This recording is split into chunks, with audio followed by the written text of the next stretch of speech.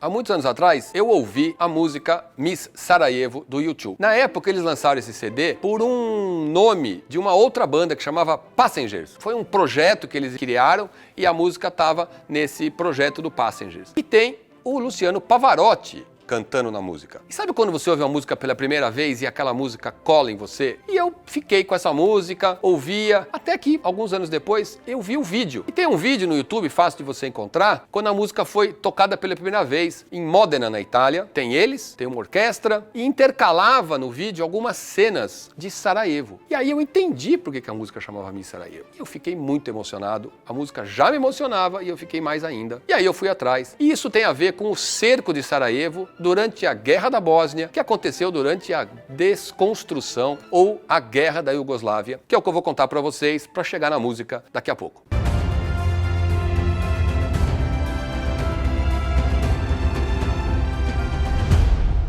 A Iugoslávia foi um país que existiu no século XX, a reunião de 6 repúblicas, que antes eram países ou regiões independentes que ao longo de praticamente 1000 anos foram conquistadas e divididas por diferentes potências. O Império Otomano ocupou a região da Sérvia e mais a oeste, o Império Austro-Húngaro ocupou o lado de cá. Enfim, as 6 repúblicas são a Eslovênia, a Croácia, a Bósnia-Herzegovina, Montenegro, Macedônia e Sérvia. E também tem 2 regiões autônomas que faziam parte da Sérvia, Kosovo e a Vojvodina. Depois do final da Primeira Guerra Mundial, quando o Império Austro-Húngaro se desmontou, essas repúblicas decidiram se unir e em 1929 criaram então o Reino da Iugoslávia. Iugoslávia vem de Jug, que quer dizer sul, e Slav, que quer dizer eslavos. Então seria o Reino dos Eslavos do Sul. E passou então a ter um rei. Eu vou pular um pouquinho a história da Iugoslávia, mas depois da Segunda Guerra Mundial, Tito se torna o presidente vitalício da Iugoslávia. Tem até um vídeo aqui no canal sobre a Iugoslávia propriamente dito e o que foi o importante governo do Tito. E ele conseguiu administrar isso. Ele dizia que ele era presidente de um país que tinha 2 alfabetos, 3 línguas, 4 religiões, 5 nacionalidades e 6 repúblicas. Assim como ele conseguiu enfrentar Stalin, ele conseguiu manter todo mundo junto. Bom, ele morre em 1980 e não havia ninguém que o substituísse. As repúblicas decidem então criar um sistema de divisão de poder pelo qual cada uma das 6 repúblicas e as 2 regiões autônomas, cada um indicava uma pessoa e eles tinham esse colegiado de 8 pessoas, representantes, que iriam ter que decidir de comum acordo as questões, tendo um presidente que era uma espécie de chefe de Estado, para representar a divisão desse poder. Em 1989, queda no Muro de Berlim, em 1990 começa a mudança nos países que eram comunistas, em 1991 acontecem eleições nas repúblicas, ganham partidos nacionalistas. Os comunistas são derrotados nas 6 repúblicas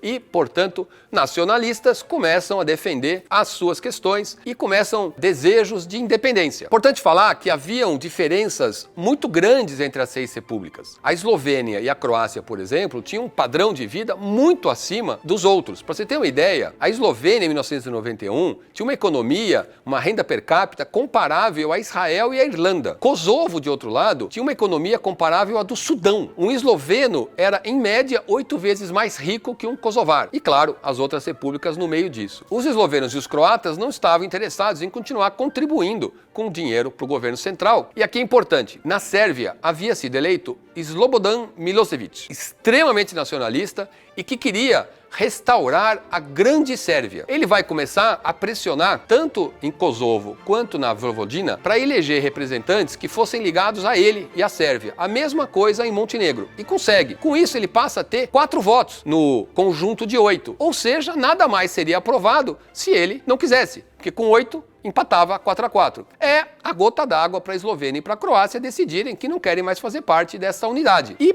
ambas realizam plebiscitos, aonde a imensa maioria vota pela independência dos 2 países. Aí vai começar o problema, porque na Croácia existiam algumas regiões de maioria étnica sérvia, ou seja, pessoas que descendiam de sérvios, que falavam sérvio, que usavam escrita sérvia, porém vivendo dentro da Croácia. Em 25 de junho de 91, Eslovênia e Croácia anunciam a sua saída e a sua independência. Nesse momento, dentro da Croácia, na região dos sérvios, existia um homem chamado Radovan Karadzic. Guarde esse nome. Ele então anuncia que já que os croatas se sentem no direito de sair da Iugoslávia, ele anunciava que a região de maioria sérvia dentro da Croácia sairia da Croácia e começa um movimento de guerrilha. O nosso Milošević, presidente da Sérvia, estimula enormemente esse movimento rebelde dentro da Croácia. E o exército da Iugoslávia, aqui uma informação importante, quando houve essa divisão das repúblicas, esse fortalecimento das repúblicas, é importante lembrar que a capital da Iugoslávia era Belgrado, capital da Sérvia. Portanto, o exército iugoslavo era bem mais forte que o exército que tinha ficado na Croácia, que tinha ficado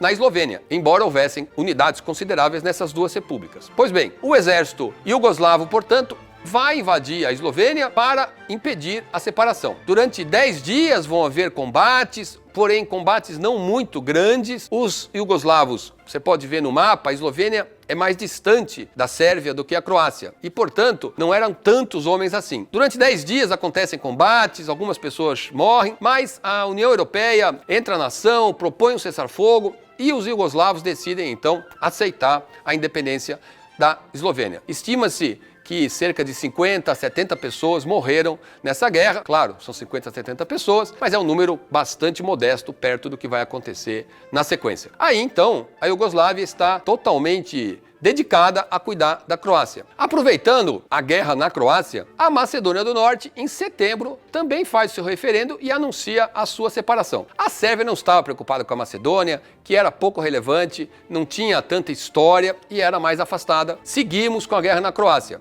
Em janeiro de 92, a União Europeia negocia um cessar-fogo entre o exército da Iugoslávia e a Croácia. Com isso, o exército iugoslavo se retira e apenas sérvios croatas permanecem fazendo alguma guerrilha dentro da Croácia. Em 3 de março de 92, a Bósnia e Herzegovina decide declarar a sua independência. Aí a coisa realmente vai se complicar. Por quê? Porque a Bósnia era o país mais misturado. Não dá para dizer miscigenado, porque como você já percebeu, as pessoas se consideravam etnicamente diferentes. Ou seja, a pessoa se considerava bósnio-sérvio, bósnio-croata, bósnio-bósnio. Aliás, os bósnios muçulmanos, que eram por volta de 45% da população, eram conhecidos como bosniaques. Você tinha 17% de bósnios croatas, 30% de bósnios sérvios, ainda tinham bósnios de outras etnias e ainda tinha uma parte, 7%, que se consideravam iugoslavos. Bom, esse caldeirão multiétnico vai explodir. Os sérvios bósnios decidem que vão criar também uma república separada dentro da Bósnia, chamam essa república de Izbriska, mais ou menos assim. O meu bósnio e meu sérvio não estão muito atualizados. O exército iugoslavo, que havia feito o cessar-fogo na Croácia, então vai apoiar os sérvios bósnios e invade a Bósnia. Começa uma guerra civil de horrores e mais horrores. Havia todo esse ódio entre as diversas etnias que explode e todos os lados vão cometer atrocidades. É claro que o exército iugoslavo era muito mais forte, tinha muito mais armamento e vai conquistando o território. No dia 5 de abril de 92, uma grande passeata acontecia em Sarajevo, capital da Bósnia, uma cidade histórica, uma cidade com muita tradição, que era um caldeirão cultural. Era uma cidade que, ao contrário do restante da Iugoslávia, muçulmanos, católicos gregos, judeus, todos viviam sem problema. Depois eu vou falar da minha história em Sarajevo. Pois bem, nesse dia 5 de abril de 92, essa grande manifestação pela paz, snipers sérvios disparam na multidão, causando diversas mortes. Começa o cerco de Sarajevo. Sarajevo é uma cidade cercada por montanhas. Portanto, o exército da Iugoslávia e os sérvios bósnios ocupam as montanhas e de lá tem fácil possibilidade de disparar contra Sarajevo. Serão bombardeios diários e snipers disparando contra qualquer pessoa que eles enxergassem. Poucos dias a cidade fica sem água e sem luz, mas a população decide resistir. Não havia um exército em Sarajevo, havia uma polícia e a população se arma. Várias pessoas que tinham armas em casa, seja para defesa, seja para caçar, e é com esse armamento que os moradores de Sarajevo vão resistir ao cerco. Aqui uma informação que com certeza você não sabe. O cerco de Sarajevo foi o mais longo cerco a uma cidade europeia na história. O famoso cerco de Stalingrado, que tanto se fala na Segunda Guerra Mundial, que matou mais gente, com certeza, durou menos tempo do que o cerco de Sarajevo. Quando você ouve dizer, nas notícias da guerra da Ucrânia, desde a Segunda Guerra não havia uma guerra em solo europeu, é mentira. As pessoas não consideram, e é muito cruel, essa atrocidade que aconteceu na Bósnia e especialmente o cerco de Sarajevo, onde centenas de milhares de pessoas ficaram 1.425 dias cercados. Pois bem, a população segue a sua vida. Pouco tempo depois, o exército sérvio manda um representante falar com o chefe da cidade, enfim, e oferece a possibilidade de que os bósnios sérvios pudessem sair sem riscos de Sarajevo ou entregar os bósnios muçulmanos para o exército iugoslavo, que terminaria o cerco. Acontece uma assembleia com representantes da cidade, um grande número de pessoas, e a proposta é apresentada, e é um momento maravilhoso. Eu vi essa cena num filme, que eu até busco trazer para o Brasil, e as pessoas se manifestam, inclusive os sérvios bósnios, católicos bósnios, os croatas bósnios, dizem que todos eles são moradores de Sarajevo, que ninguém sai, e que todos juntos vão resistir. É bem diferente do resto que aconteceu na Bósnia. Mostra essa tradição de multiculturalidade que havia em Sarajevo. E eles vão resistir. Em maio de 93,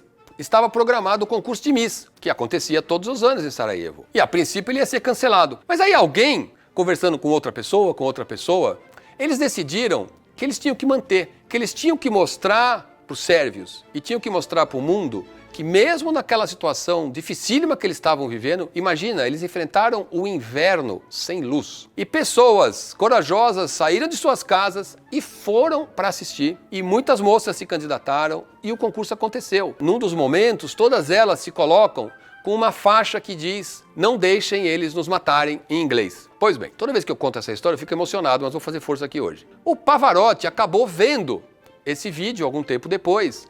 E o Pavarotti tinha sido um garoto na Itália quando a Itália sofreu bombardeios. E ele se comoveu com essa história. E ele, Pavarotti, descobriu o telefone do Bono e começou a ligar na casa do Bono e dizer para o Bono que queria que ele fizesse uma música para ele, Pavarotti, tocar com o U2 sobre esses episódios. Bono, no começo, não deu muita pelota. Enfim, também é outra história divertida nesse caso, como é que o Pavarotti acabou convencendo o Bono a fazer a música e a gravar a música. No clipe, vocês vão ver o que era a vida. As pessoas, ao sair de casa, tem uma cena, um homem comum caminha com as costas totalmente abaixadas, tem uma série de caçambas e esse homem vai andando ao lado das caçambas abaixado, no nível das caçambas, para não levar um tiro. Era assim que as pessoas viviam. Tem uma outra cena em que mostra um incêndio. É a biblioteca de Sarajevo, que foi totalmente destruída e queimada por um míssil disparado pelos sérvios. Essa música, então, surge dessa situação terrível de Sarajevo, mas o que eu acho mais maravilhoso foi essa fibra, essa determinação da população de Sarajevo de não se render e de tentar manter a vida como ela deveria ser. Um outro lado também maravilhoso é um homem que ficou conhecido como o violoncelista de Sarajevo. Todos os dias que um prédio era destruído por um míssil, ele ia nesses escombros e tocava violoncelo. Ele tocava o Adágio de Albinoni. E isso se tornou também um paradoxo, né? Aquelas ruínas e um homem vestido a caráter, como se ele estivesse na orquestra, tocando essa música tão tocante. Aqui uma cena para vocês ouvirem.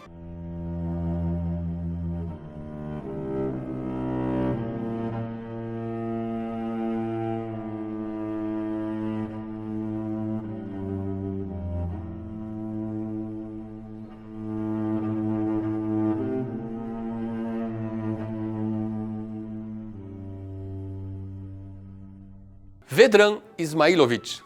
Depois que acabou a guerra, houve um episódio na colina de Sarajevo onde ele tocou, milhares de pessoas foram assistir. Mas infelizmente a guerra não terminou, a guerra continuou. Como eu disse, foram mais de 1.400 dias de cerco, nós estávamos em 93, a guerra vai continuar de maneira muito selvagem. Os croatas, então, ao se livrarem do exército iugoslavo, decidem apoiar os bósnios. E, portanto, a gente tem os croatas e os bósnios se defendendo contra os sérvios, mas em 93, os croatas e os bósnios também brigam.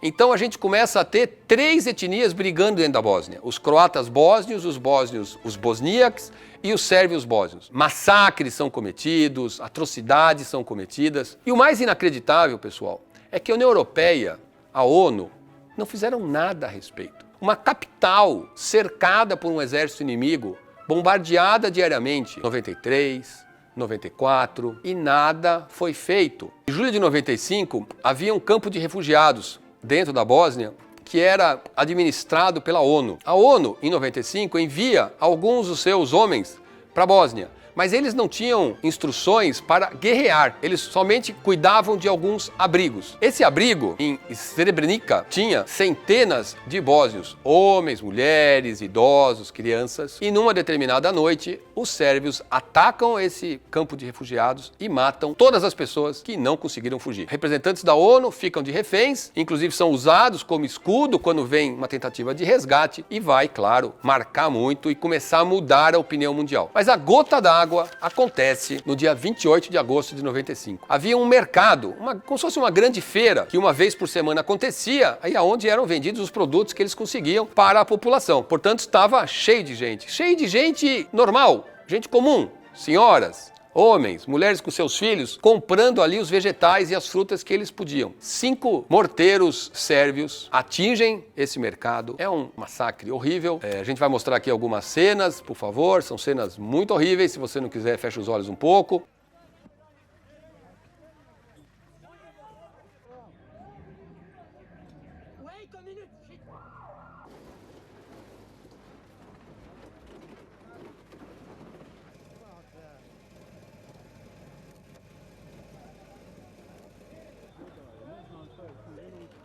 U torbe.